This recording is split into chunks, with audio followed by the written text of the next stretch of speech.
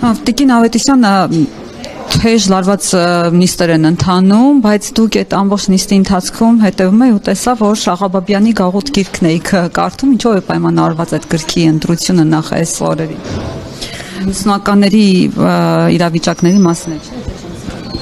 Այո, գիրքը ինձ խորհուրդ տվեցին կարդալու, որովհետև գրքի մեջ նաև տվյալներ կան 90-ականների ժամանակ հայ գերիների մասին, ովքեր Բաքվի բանտերում են եղել, եւ քանի որ իմ այստեղ գործառույթը պատգամավորական ամբողջ կապված է առնվազն մեր 19 գերիների հետ, ովքեր այժմ Բաքվի բանտերում են, ինձ համար հետաքրքիր էր ուղղակի կարդալ եւ գտնել եւ բնականաբար ես ԿՊ-ի մանիպուլյացիոն կամ չգիտեմ նման բառերը կամ խոսքեր լսելու ցանկություն չունեի, ինձ համար ավելի կարևոր էր հասկանալու ինչ պատմություն ունի, ինչպես են մարդիկ Բաքվի բանտերում խոշտանգումների ենթարկվել եւ բնականաբար իմ ամբողջ ուսումնասիրությունը դրա հետ է կապված։ Հաշվի առնելով, որ ինչպես դուք նշեցիք, Բաքվի բանտում մենք ունենք մեր հայրենակիցները դեռ պահում են այնտեղ, ինչ օրեր են անցել 44-օրյա պատերազմից հետո, անհետ կորածներ բազմաթիվ ունենք, այս ֆոնի վրա ԿՊ-ի այս հարձակողական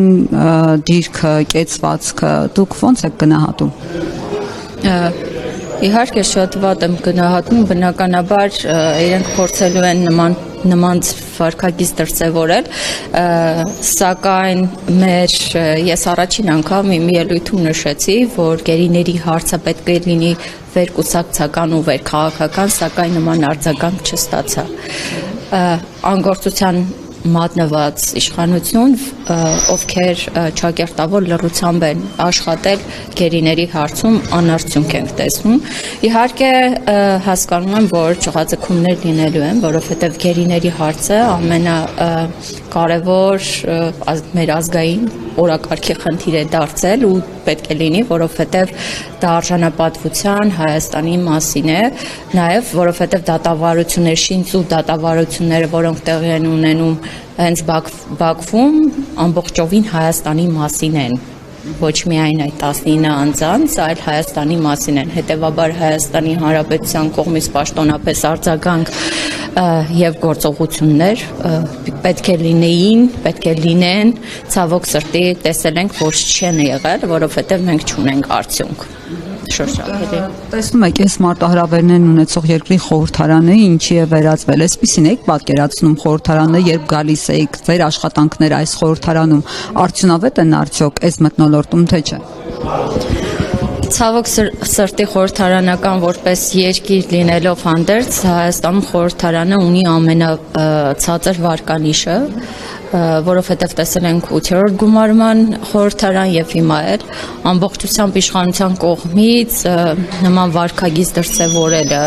անընդհատ խոսել բարեվարկությունից, բայց չունենալ դա առհասարակ շատ բարդ է եւ իմ այստեղ գտնվելը կապված է հիմնականում մասնավորապես գերիների ազատ արձակմամբ զբաղվելու նրանց գործերով, որովհետև ամբողջությամբ ունենք ռազմավարություն մշակած, ինչպես ենք աշխատելու նրանց ազատ արձակման համար, իրավական, քաղաքական եւ առհասարակ տեղեկատվական դաշտում եւ պրոցեսներում։ Հետևաբար ամեն ինչ անելու եմ եւ մեր թիմը ամեն ինչ անելու է, որպեսզի առնվազն 19 գերիները վերադառնան հայրենիք Հայաստան։ Ինչ ընդդիմության ձեռքին արդյոք այս մասով կա որևէ լծակ։ Կարող ենք աշխատացնել միջխորհրդարանական ինչ որ գործիքներ, իհարկե գործիքներ կան, բնականաբար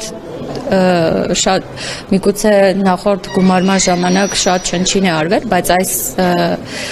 այս պարագայում լինելու է ավելի շատ, այդ հարցով զբաղվելու ենք ավելի ակտիվ, ունենք հստակ ռազմավարություն եւ մեր նպատակն է, այո, որ մեր գերիները պիտի վերադառնան Հայաստան ու դա պիտի լինի թե քաղաքական, թե դիվանագիտական օրակարգի մեր այո, առաջնահերթություններից մեկը։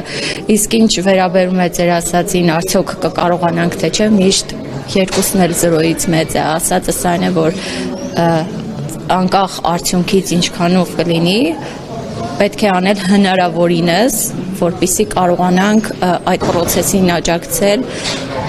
որ մեր գերիները օր առաջ վերադառնան հայրենիք։ Շնորհակալ եմ։